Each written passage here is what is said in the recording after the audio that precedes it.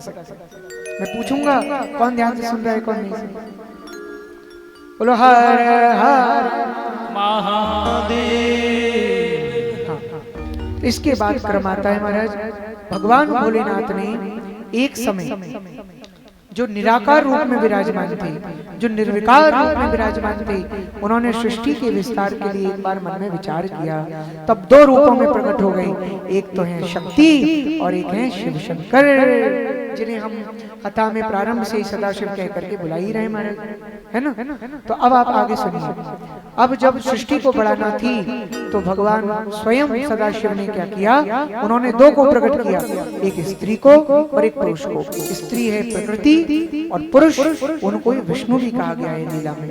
तो देखिए उन्होंने फिर इसके बाद अपने उसी जन्मे पुत्र और उसकी पत्नी जो कि प्रकृति बनी, उससे कहा आप सृष्टि बढ़ाओ। तो सृष्टि बढ़ाने के लिए जब वे लोग आगे बढ़े तो ये जो आकाश था, ये जो ब्रह्मांड का स्थान था, अंबर जो था, ये पूरा खाली था, शून्य था यहाँ सब जगह। अब उन्होंने विचार किया कि हम तप करेंगे शक्ति से तो कहाँ करेंगे, कैसे करेंगे, कैसे क्या करेंगे। तो फिर उन्होंने तप शब्द सुन करके तपस्या करके भोलेनाथ को प्रकट किया, उनसे प्रार्थना करो, स्थान मांगा। तो भोलेनाथ ने पंचक्रोशी नाम के एक स्थान को प्रकट किया, एक भूमि को प्रकट किया, जो कि अपने त्रिशूल से निकाल करके उन्होंने प्रदान किया। और उस पंचक्रोशी पर ही हमारे विष्णु भगवान और अपनी प्रकृति के साथ में तपस्या करने के लिए विराजमान हो गए। लेकिन जैसे ही वो वहां पर तपस्या करने बैठे, बहुत समय तपस्या करने के बाद वहां पर श्वेत रंग की जलधाराएं प्रकट हो गई और उन श्वेत जलधाराओं से जो शून्य आकाश था वो भरने लगा।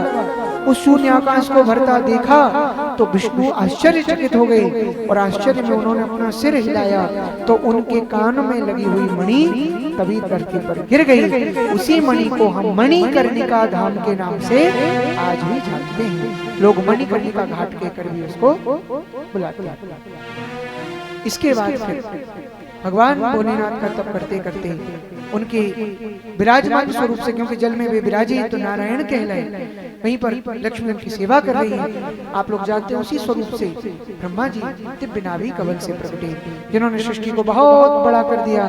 तब भगवान भोलेनाथ ने विचार किया मेरे भक्त मुझ तक कैसे पहुंचेंगे, मेरा आश्रय पाने के लिए मुझे धरती पर जाना चाहिए। तब उन्होंने अपनी उस पंचक्रोशी नगरी को धरती पर पहुंचा दिया, वाराणसी के रूप में, काशी के रूप में, जो आज भी पंचकोशी के रूप में आज भी विद्यमान है ना, उसका विस्तार है। आप सब जानते हैं ना कहाँ पर है ये, आज भी उत्तर प्रदेश में व्याप्त है। आप कभी प्रयागराज की तरफ जाएंगे ना, बस थोड़ा ही आगे आपको वाराणसी, जिसे काशी भी कहते हैं, वहां पर भोलेनाथ आज भी अपने भक्तों पर कृपा करने के लिए विराजमान है। और इसके बाद महाराज वे साक्षात विश्वेश्वर बनकर बैठे वहां। तो इसलिए हमारे भोलेनाथ के इस ज्योतिर्लिंग को हम सभी लोग किस रूप में बुलाते हैं, विश्वेश्वर कह करके बुलाते हैं। विश्वनाथ हैं, वाराणसी के विश्वनाथ हैं। और उस लिंग का नाम क्या हुआ, अभिमुक्तेश्वर। अभिमुक्तेश्वर है भोलेनाथ, इसलिए क्योंकि महाराज वहां पर भगवान भोलेनाथ बताते हैं कि मेरी ये जो काशी नगरी है, ये मेरा ऐसा शिवलोक है कि यहाँ पर एक तो मरने वाला मोक्ष पाता है, दूसरा इसका कभी प्रलय नहीं होता, क्योंकि जब प्रलय आएगा तब मैं क्या करूंगा, तब इसको अपने त्रिशूल पर धारण कर लूंगा। क्योंकि उन्होंने पहले ही विष्णु भगवान के सामने, जिसमें वो तप कर रहे थे, उस पंचक्रोशी नगरी को उस जल सरोवर से डूबता हुआ देख करके अपने त्रिशूल पर बिठा लिया था। बिल्कुल उसी तरह जब भी प्रलय आता है अपनी उस पुरी को वो अपने त्रिशूल पर धारण कर लेते हैं। तो लो विश्वेश्वर वाराणसी विश्वनाथ भगवान की जय। विश्वनाथाय शिव विश्वनाथ, हरे हरे भोले नमः शिवाय। बोले विश्वनाथाय शिव विश्वनाथाय, हरे हरे भोले नमः शिवाय।